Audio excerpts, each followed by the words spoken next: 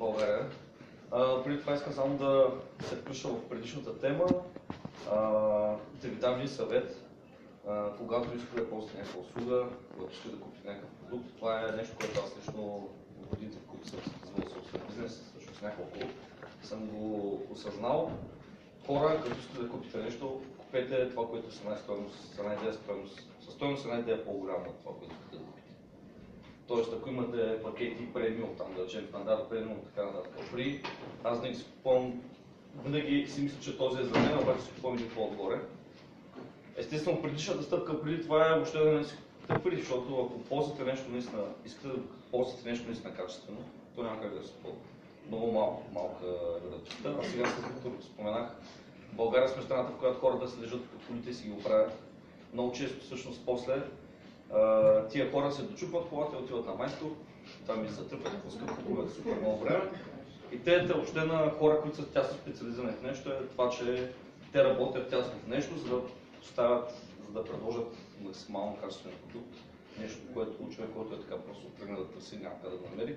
Затова предполагаме и тази пламенност в пръчето на Виктор, защото предполагам, не съм говорил с него, но той среща точно тази типична българска черта, че за какво да плащам аз, въпреки че доста символична цена понякога.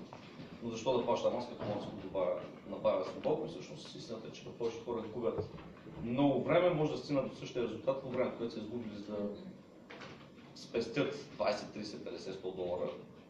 Се оказва, че има много по-ценно при това. Иначе за мен ще ви разкажа малко, после ще почнем с шефовството, което е доста скучно. Ще гледам да го направя интересно. Аз съм на 29, че години да 29. Като живота ми е бил доста странен, минал съм през много кофти катаклизми. Въобще голям опит съм натрупвал за кратък период от време. В началото много съжалях, сега вече съм щастлив, че така е станало, защото този опит е безценен и когато го се връща по ръка е с най-голяма тежест, така да кажем. Стигал съм до там, че не съм имал пари къде да живея, напуснах университета само да работя, за да мога да си плащам някакво общежитие. Оттам съм тръгнал. Още от първата ми работа, обаче, когато започнах да работя някъде, за да мога да имам къде да живея да ям, знаех, че рано или късно ще започна собствен бизнес и само ще управлявам времето, средствата, въобще живота като цяло. И всеки един ден, когато съм ходил на работа, без значение това, първата ми работа беше фантастико, най-тъпата работа, нощна смена, редих някакви неща по рафтовете, чистих тоалетната и така нататък. Още от тогава знаех, че аз в момента също трупам опит, за да мога в един момент да го приложа и в първият момент, в който ми беше най-неудобно, реших да напусна работа. Не знам, че звучи тъп, защото всеки чака удобния момент за да напусна работа, за да почна. Аз всъщност почнах в най-неудобния момент, защото това е според мен много голяма грешка. Всеки чака удобния момент. И докато чака, някакви хора са се почувствали неудобно, направили съм си го и вече съм много на тях. И аз също работих в една много хубава компания, бях дясната ръка на шефа, правих всичко от това да му возя децата на детска градина до ДДС измамите с фалшиви фактури и така нататък. Източваше ДДС. Повечето стари години български фирми.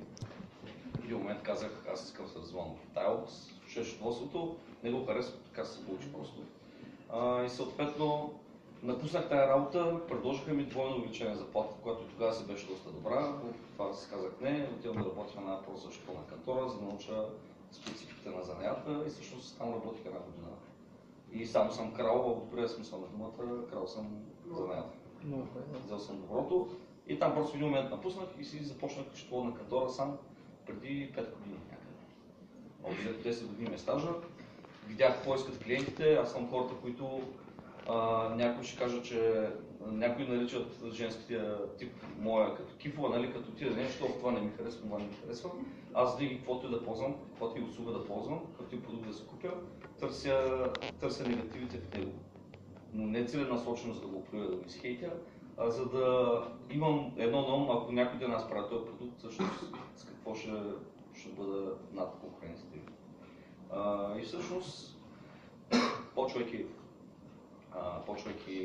сам бизнеса, вече знаех, виждах хората от кого имат нужда, виждах големия потенциал на онлайн бизнеса въобще и се насочих на там. Всъщност 5 години съществуването ми кантора обслужва изцяло моя бизнес. Може би не изцяло, но 95% от клиентите ми са онлайн. Говорим с тях на един език, защото пък аз съм хората, които постоянно търсят, занимавам се с много неща. Смятам, че добре се справя с WordPress, с оптимизация за търсачки. Имах собствен онлайн магазин, продавах на печалба, който също това се беше на печалба през цялото време. Занимавам се с фотография, т.е. като видя една снимка, знам дали е окей, знам къде гледа клиента, когато види на каква посока му се спуска погледа, като види една снимка и така нататък. Всички тези неща, когато човек гледа с по-широк поглед, му помагат всъщност после да направи нещо доста по-добро. И така, не съм се направил, много съм откровен между другото, то си приличи, не съм направил презентация, защото ме мързи. Или съм се облякал с... Тази е идеална. Да, аз не бих могъл да направя такава. Понеже аз съм перфекционист, аз ще кажа, абе тук май не е много не е еднакво разстоянието, горе пък стои празно и така нататък. Не съм направил, няма да правя с презентация. Надявам се да съм по-интересен така. Пък и между другото, някой път като се пусна да говоря, заминава много време и ако се направя тук някакви точки по презентацията, много неща, които сега ще забравя да говоря, ще говоря за тях, защото ще ми напомнят, може да сте цяла нощ, няма смисъл. И така, стига толкова глупости. За клиенти иска само да ви кажа, общото не е само, реално дропшипъри в момента са имало няколко човека, но сега преди да се запозная с Виктор изобщо няколко човека в салата, не съм подозирал, че има такава затворена общност. Имал съм няколко дропшипъра, които просто явно са от хората, които не са решили да си купят пакет, ами са чули от тук от там и са решили да чакат да се опитат, защото определено не постигаха такива резултати, за които чувам сега тук. И по-скоро е бил някакъв бегал опит с тях. Имам клиенти, които се занимават с услуги, пак изцяло извън България. Някои са много сериозни, имат. Става въпрос за млади момчета, 90-91 набор. Някои от тях стигат до близо милион, има едно момче, което стига на месец, да печава $1 милион. Има ги. Знам, че ме питате с какво занимават, никога няма ви кажа, защото това ми е част от работата и си загубя професионализма, нали, ако го кажа. Но го има и го правят, вярвам, че и хора и тук ще има хора, че го правят. Може да е дропшипинг, може да е с друго, но общо възможностите са големи. Просто човек да има нюх и желание на работа, защото без работа аз не съм чул до сега някой да се справя много добре. Може да има някакви моментни успехи, но като цяло човек, ако не се труди много, поне в началото няма как да постигне някакъв успех. Тая връзка през мен са минали, освен че аз имам няколко стартъпа за себе си, в момента имам 3 бизнеса паралелни, през мен са минали над 100 стартъпа, всякакви от разни онлайн бизнеси до някой, който се опитва да прави нов дизайн на стол, примерно, нещо от този сорт. Аз съм им регистрирал фирмите, нас аз съм ги регистрирал, аз съм им помагал, доста от тия стартъпи вече са фалирали, защото това се част от статистиката, да знаете, един на 100 за да успява наистина. Дългосрочен план, не говоря за 2 години, 5 чрез 10 нататък. Много малко са тия, които успяват от сега толкова дълго време. Защо не успяват? Причините са хиляди. Защото може да не е продуктът добър, може да човека да няма достатъчно опит, да няма нюх или пък да има всички ресурси, обаче той самия да не оцели правилната формула на нещата, така че е нормално. Започна счетоводството, супер скучна тема, на мен също е много скучна. С лоши новини ще започна. Първа лоша новина е, че Америка не случайно е страната на неограничените възможности, не случайно разни големи гиганти от сорта на Microsoft, Google и така нататък започват там. Лично мое мнение там една от причините е, че бюрокрацията е много по-малко отколкото в Европа. Не говоря само за България, говоря за Европейския съюз като цяло, защото в последните 5-6 години тенденцията е, това са ние там част от договора, да се уеднаквяваме всички държави в Европейския съюз, да се уеднаквяват законодателството. И лошата новина е, че Европа с тъпата си бюрокрация, защото аз също се дразня, не може да настигне този тип капитализъм, който е в Щатите, който държавата максимално е разхлабила контрола на дружеството и ги оставила наистина там да тестват невидимата ръка на пазара и те са съсредоточени само върху продажата, да речем само върху маркетинга и да не се занимават с някакъв отчитане пред държавата. С ДДС. С ДДС и с всякакви типове данъци. Там просто решат на това, че дават тласък буквално на бизнеса да се върши работа, от която да разбира, а съответно решат на това, че пък той е в някаква степен честен, той е някъде менталитет и той да си плаща данък. В Европа, особено в България е много крупти положението с това. Първо, че законите се движат доста по-бавно след разни иновации. Последният пример е Uber. Показва, че в цяла Европа все още няма закон, който да обхване точно случая на Uber. А тя е някаква компания, която вече от 2 години, аз лично съм чул 2 години за нея, знам, че ще дойде в един момент в България, в Европа. Но законодателството все още е на някаква много задна позиция. Те първо ще изменя така, че да бъде абсолютно без никакви колебания закона да каже за Uber, това е неговото положение, дали е в закона или не. Същата работа е с биткоините, аз имам много клиенти с биткоини. Много интересно така е данъчен биткоин, той като цяло не може някой път се налага така да му обясня, пак не разбира какво е. Съвсем наскоро всъщност ще ви изложа кой съд, някакъв върховен съд в Европа, излезе с някакво становище относно биткоините, защото някои държави го разглеждат като стока, някои като услуга, в зависимост от това дали е като стока и услуга, някъде се облага с ДДС, някъде не се облага. Вече е прието официално. Не знам кога близа трябва да видя решението, но официално е прието като алтернативна валута, т.е. освободена ДДС, смята се като услуга биткоина по-скоро, от данъчна гледна точка.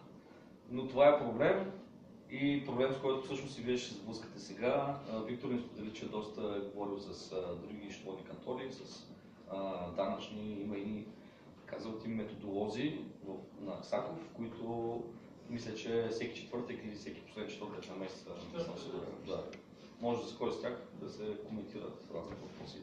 Но дори те се оказват, че не са супер подготвени за това. Те не са подготвени, защото закона не е подготвен. Реално закона не може да каже категорично, да, тази дейност е такава. Той го казва. Въпросът е, че това е друга лоша новина за вас. Ако трябва да спазите 100% закона, просто се откажете да сте на свето. Защото оказва се, че трябва някаква гигантска бумажна да водите, за да отчетете примерно тези $10 печалба от един продукт. И реално, вместо законодателството да не е насочено така, че да стимулира тия хора, които искат да излязат на свето, искат да си декларират дохода, да си платят данъка, тя с тромавия си подход ги прецаква буквално. Има разни светлини. Чувал съм, че от Дания, примерно, имат разни за специално стартиращи бизнеси, имат един вид промоции, стъпки. В България сме много назад от това, защото тук на практика, ако изкараш 10 стотинки, една стотинка си должен да минеш през цялата бумажна, за да декларираш една стотинка данък, който платиш супер. Всъщност в България, аз мога да се извиня, малко съм болен, то отдавам, тръгнах от Махмурук, между другото, така се отиде. В България и въобще в Европейския съюз ситуацията е следната. За да декларираш един доход, ти първо трябва да кажеш на държавата, аз имам този доход и после държавата на база това, какво ти си декларирал, тя каза, значи ти дължиш толкова и тогава тя ти го иска обратно. Това просто с разговорите ми с много клиенти не го осъзнава това нещо и си мисля, че някакси държавата автоматично получава информация от кой колко трябва да вземе. Истината е, че всеки сам се декларира какво трябва да даде. Тоест има разчетени правила и закони, по какъв начин да си вложиш счетоводството или ако си физическо лице, по какъв начин да си попълниш декларацията. Така че ти сам да кажеш, аз дължа на държавата толкова и тя съответно вече тя знае колко има да събира, да си го иска. Естествено, това стават най-много спекулации.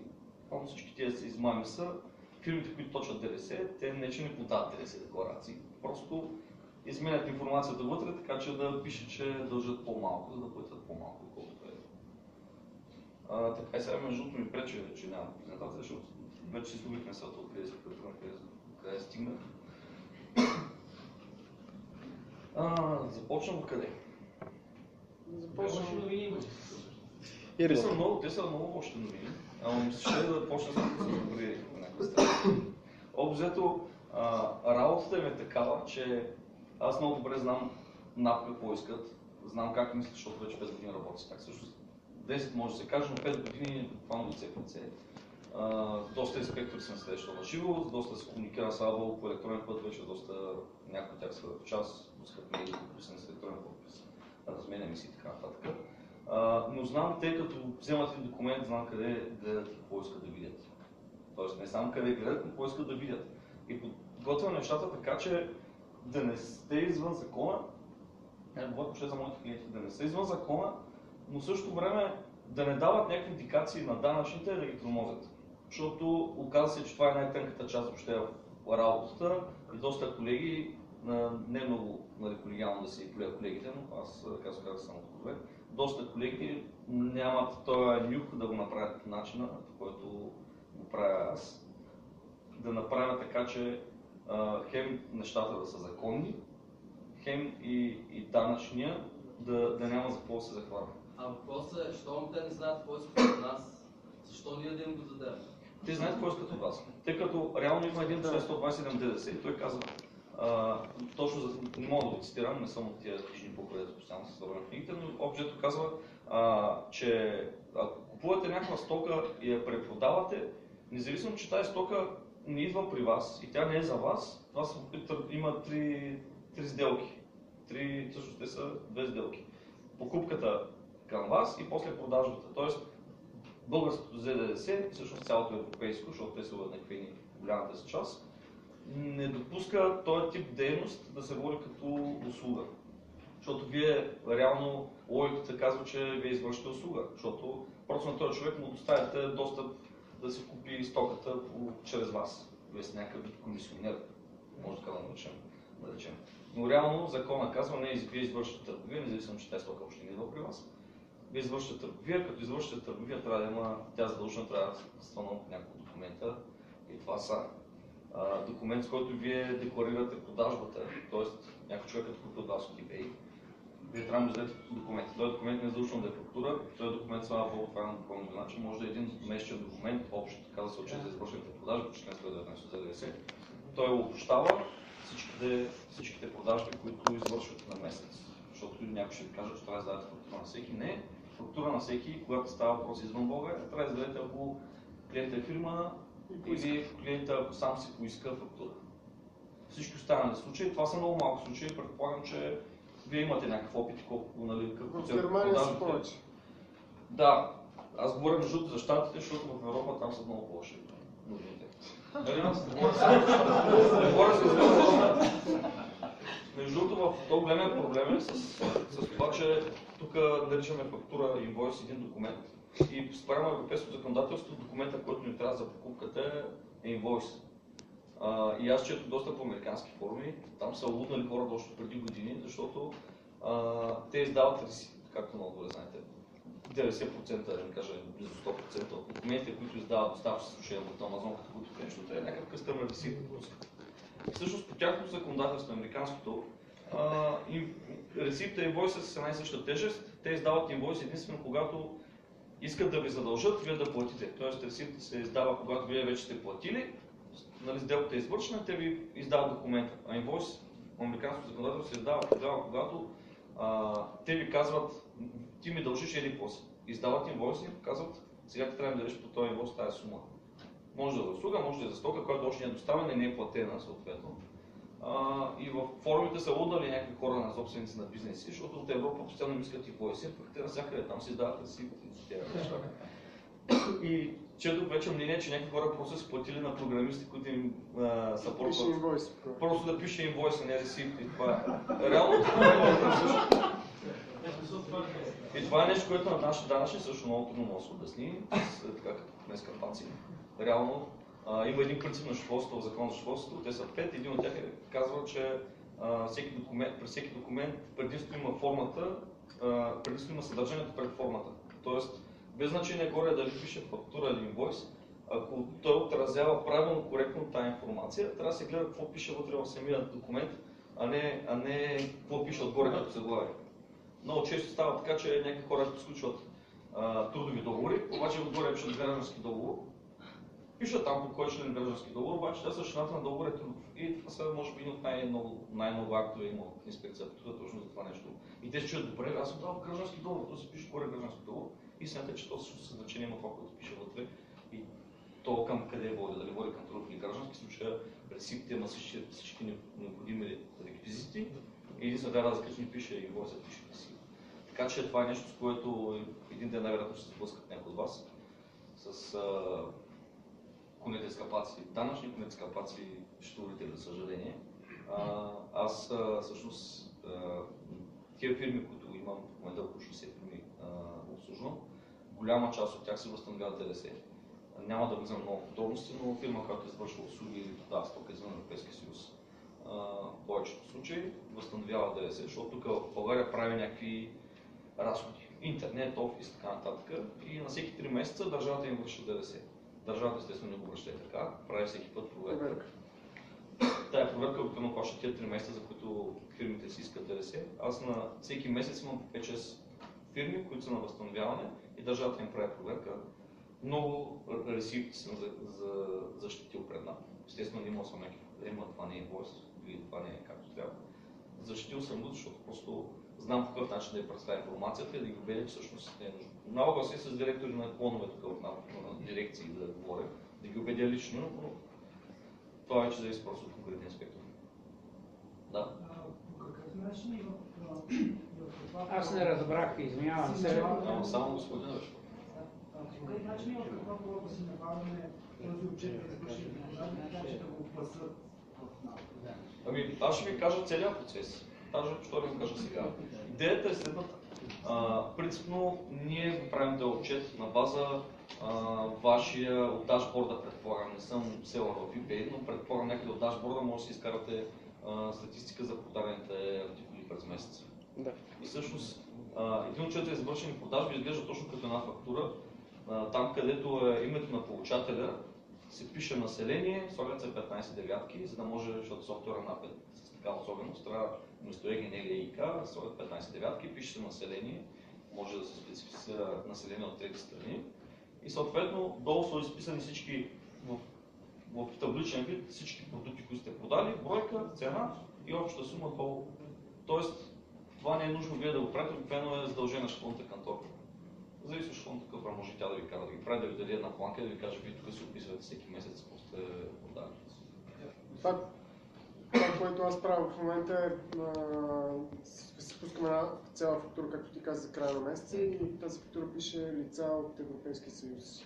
Точно, да. Физически лица от Европейския съюз, без да описвам продукти, които съм продавал вече. Точно, да. Пише се каква е сумата, която съм получил и съответно там вече смятам да. Да, ще си регистрирам по 90 или не? По 50. Да. Една лоша новина ще ти кажа. Не знам дали я знаеш. Знам. Че евентуално трябва да се регистрираш ДДС в някои от страните. И в страните, в които продавам, като достигна съответно. Да, това е първо. 70 хиляди паунда е за.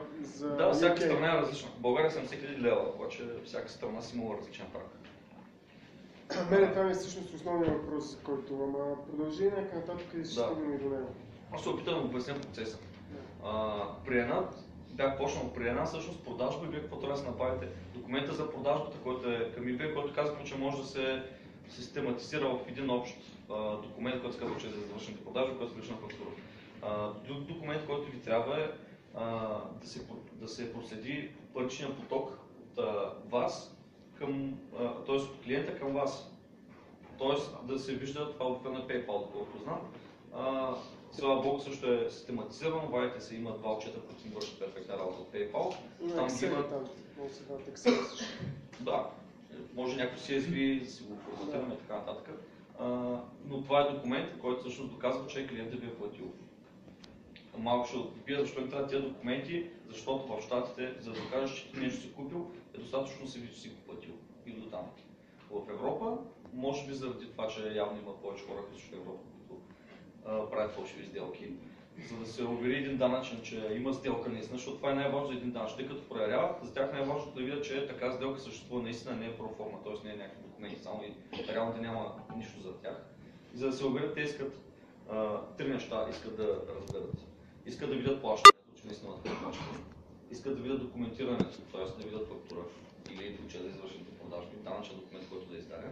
И третото нещо е да проследят пътя на стоката. Тоест да видят, че наистина, когато става за стока, че някаква стока наистина от едно място е стигнала до друго място, а не че просто той ми е платил днес 50 000 евро и аз съм му издал една фактура, че съм пратил един камион с стока в Германия. Както няма и сега, първо се, като сме в Шенген, знаеш какво става. Дали е минал камион или не, единствен начин да докажем с някаква товарителница евентуално. Аз всичките ги давам, ще. Да, тия неща ги искат от данъчните, за да са сигурни, че тая сделка истинска я има. Лошото новина е това, в Европа просто вижда, че в щатите просто виждат, че е платено и затова за тях всичко е приключило. В тази връзка с това, с една продажба, вие трябва да събирате това, което сте дали като документ, да се дойде 100 пъти се повтарям чета за продажби, вижда се в PayPal, че клиентът ви е платил. Следващия документ, който ви трябва е това, че вие сте купили стоката. Въпросният ресивт от Amazon, който също трябва да съхраните. Съответно, в същото PayPal изречение се вижда четвъртия документ, просто хубаво е, че са на едно място, че сте купили стоката, той е пърчен поток. И петото е движението на стоката, т.е. да има някакъв документ, доказващ, че тази стока от Аризона е отишла в Илинойс. Тракинг номер. Тракинг номер, който не е задължен да е някакъв документ с подпис и печат. Въпреки че някой там ще го кажат това, но е важно да го има просто като някакъв документ. И всъщност, ако искате да сте на свето, в Европа, за съжаление, трябва да имате всички тия документи, които повечето вас се сещат, че е някаква уникално гадна работа, защото на всяка една покупка трябва да събирате ресипта за покупката. Хубавата новина тук е, ако отидете в дружество на къща и в повечето, да кажем, те ще ви кажат, че това е страшно много работа, защото всяка една покупка ще трябва да ви се вкарва отделно. И те в някаква степен имат право, закона не е 100% категоричен, но лично аз смятам и съм защитавал вече такива фирми, че това може да се направи доста по-простено. Важното е вие да имате тези документи събрани някъде. Тоест, в едния случай, вие ги давате на счетоводството и те почват документ по документ да ги обработват. Тоест, вкарва се доставчика, вкарва се точно какъв артикул е, издава се един протокол по член 117, ако се регистрирате ДДС за него, който е на български език. После тази стока се заскладява, после като я продадете, пък я изписвате обратно. Което, нали, като кажеш на една счетоводна кантора, че имате примерно 1000 продажби, това значи примерно 4000 документа, и тези 4000 документа ще ви дадат някаква цена от сорта на 10 000 лева на месец, примерно. Защото там 3 човека са фултайм само да вкарват тия документи. А това е безсмислено, защото на края на месеца вие нямате стока на склад, всичко ви е на нула, нямате задължение към доставчици, пак е на нула, нямате вземане от клиенти, защото те пак са на нула. Реално вие каквото продадете, каквото купите, нали, обратно го слушам, каквото купите, една го продавате и всичко е нула. И цялата тая бумажна е много излишна. Та има начин, при който ние защитаваме този тип продажби, този тип дейност. Просто е необходимо вие да събирате тия документи. Т.е. да се експортвате ресипта от Amazon, по някакъв начин да си го организирате в файлове или в нещо друго.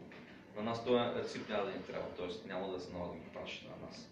Въпросът е, че при една проверка вие да може да извадите тези 4 документа да ги представите пред НАП.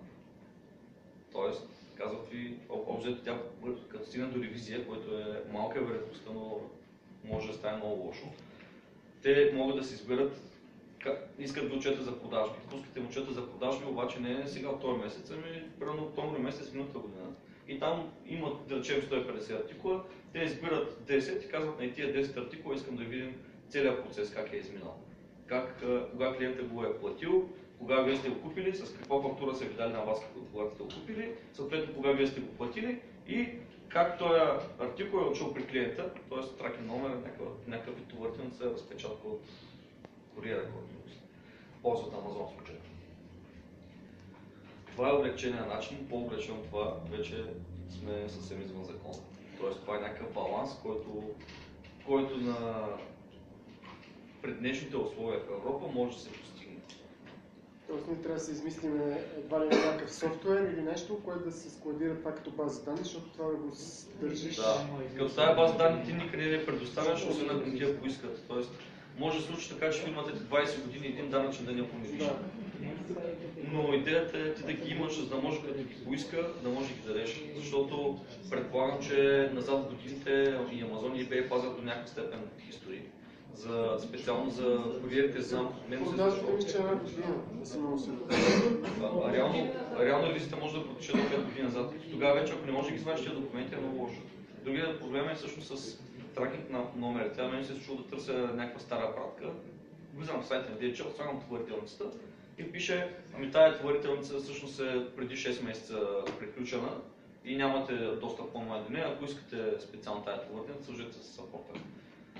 което е някакво, сега не знам от сапорта дали ще ми каже, тук трябва да платите една сума, за да ви зарем дубликат на тая платна. Губи се време, Тоест, съответно. начинът в момента най-елегантният е, когато нали, решите да излезете на светло, аз за това малко ще засегна сега след малко, когато ще излезете на светло, да си направите някаква система, да речем 10 дни или един месец след продажба на определен артикул, да се връщате в него, да се събирате въпросните документи, т.е. да си траки номера, да се вкарвате, да ви излиза разпечатката, че тая пратка е пристигнала, принтвате се в PDF, примерно с някакъв електронен принтер.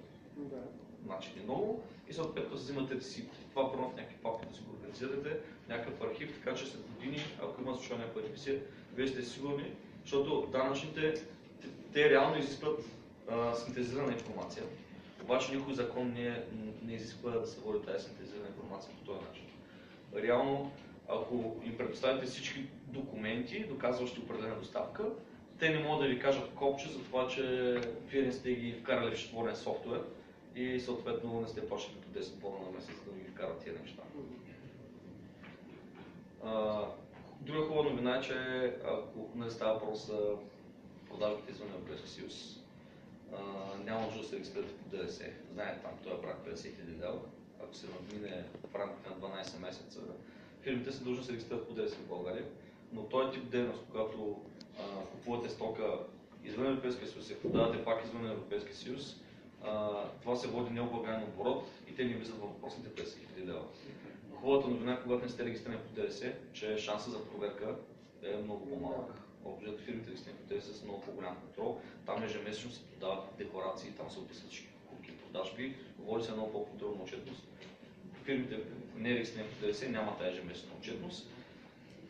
Шансът въобще за проверка е много по-малък, защото фокус е насочен към фирмите регистрирани по ДДС.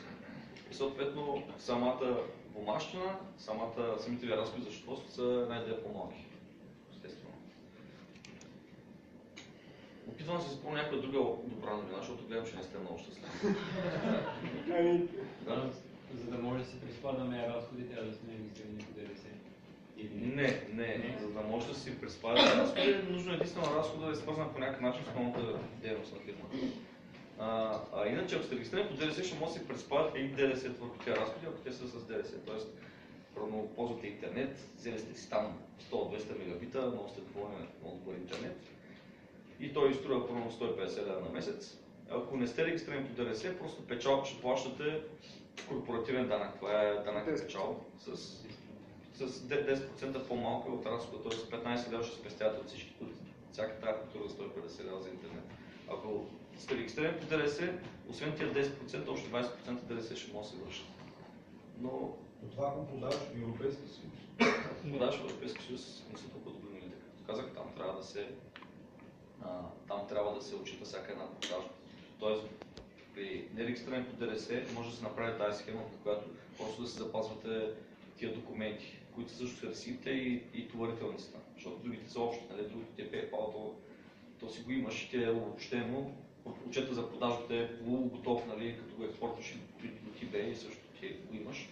Но това, което трябва да си да си експортваш като отделни файлове един по един са ресипт от Amazon и товарителницата.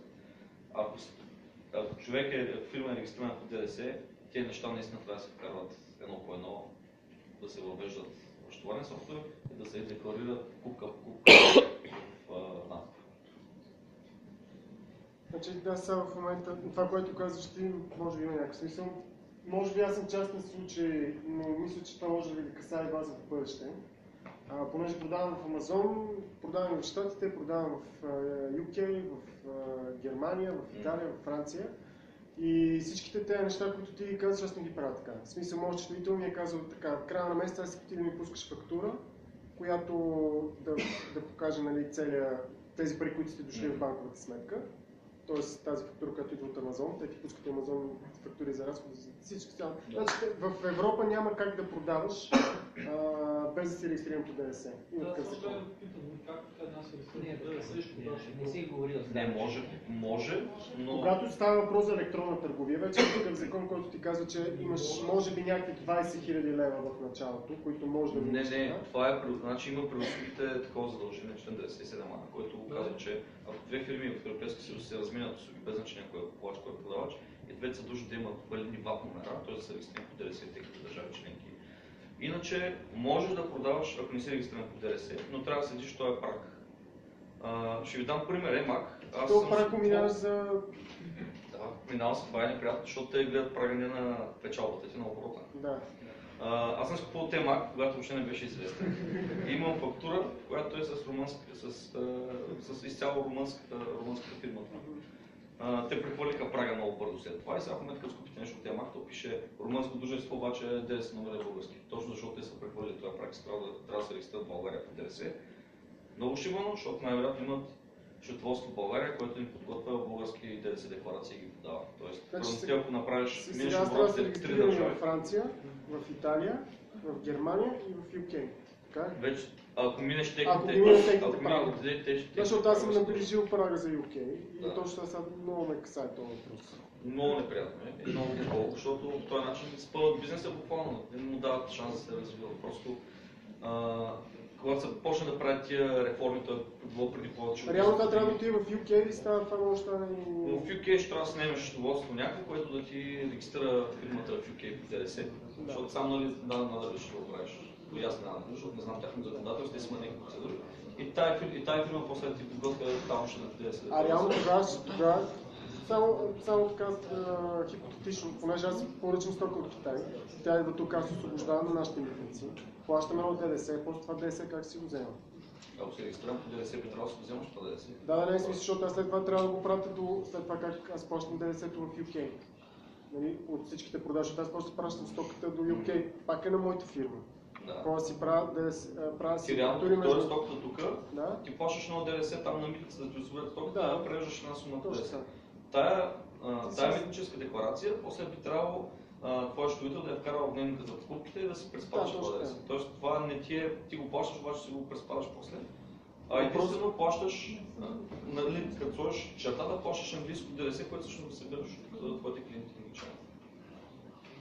Но реално парите, които ще идват, те ще идват пак в българската сметка. Да, това няма значение. Аз може да съм българска фирма да имам банкова сметка в Тимбукту, примерно. Но това не значи, че трябва да бъдеш в Тимбукту просто. С офшорните фирми как са? Ами там стоят доста по-различно. Това е идеята на офшорните зони. Офшорните зони обикновено са някакви много малки държави, за които е безсмислено да поддържат някаква гигантска администрация, да задължават бизнесите си да водят някакво трудно счетоводство, да утежняват процедурата. Просто те казват, ние сме малки, не може тук сега на една сграда да вкараме вътре 200 данъчни, само за 5 фирми тук да ви говорим, да ви следим. Ами те казват, имаме си такса, годишна такса, първо $5000, плащате я и ние ви поддържаме фирмата един вид. Тоест фирмата ви е легална в нашата държава, просто на база годишна такса. Тоест там те приходи не ги събират на база печалбата ви, а ги събират на база таксата, която са определили годишно. И без значение дали твоята фирма е на загуба или някаква фирма прави милиарди. И двете фирми плащат една и съща такса в тази офшорна зона. Тогава може да нямаш счетоводство. Тогава може да нямаш счетоводство, даже няма нужда да имаш счетоводство. Особено обаче, че си плащаш същите 10% върху доходите, които ще плащаш и иначе ако имаш плащане. Има един момент, в който може би е по-изгодно да си плащаш ДДС-то и да си плащаш всички неща тук, отколкото да си там, защото понякога зависи. Много зависи, да. Може ли въпрос? Да. Аз искам да го питам, ако нямаш фирма изобщо, всичките суми, които попадат по сметката, без значение дали от афилиейт или от дропшипинг, в смисъл трябва ли да се подава някаква декларация за под 50 000 лева, няма въпрос, смисъл малко повече информация, тези, които нямат фирма. Как стоят нещата? Ами аз много информация мога да ви изсипя, не знам доколко, защото всичката според мен ще ви е ценно, защото в България се оказа, че няма някаква такава финансова култура и някакви основни неща не се знаят. Примерно, колко от вас знае, че физически лица, като надхвърлят 50 000 също трябва да се регистрират по ДДС. Тоест, че физическо лице също трябва да се регистрира по ДДС, ако е получил над 50 000 лева. Физическо лице може ли да извършва търговска дейност? Това е друг въпрос, малко е спорен.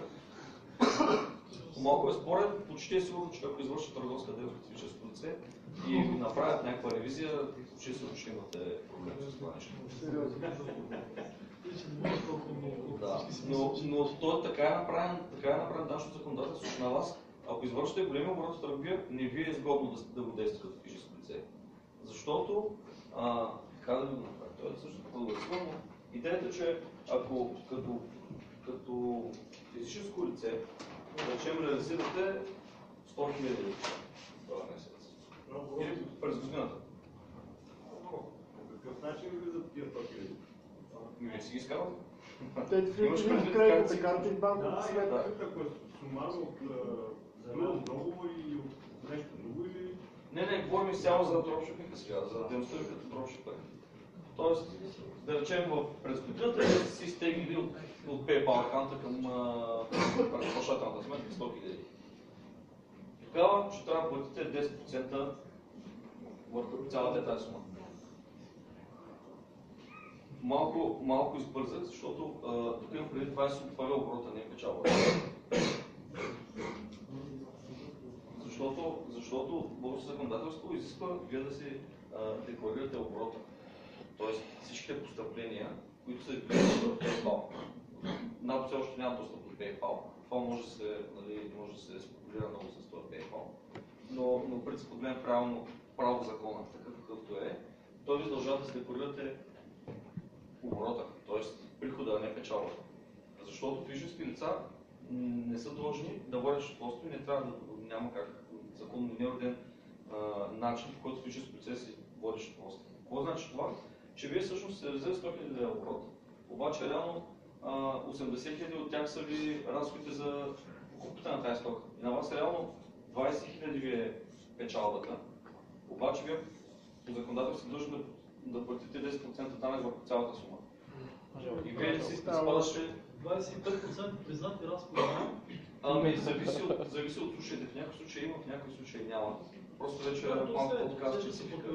Но 25%, ако дори да ги преспаднете 25%, т.е. вие ще платите в 85 000. Да, пак се почва. Пак са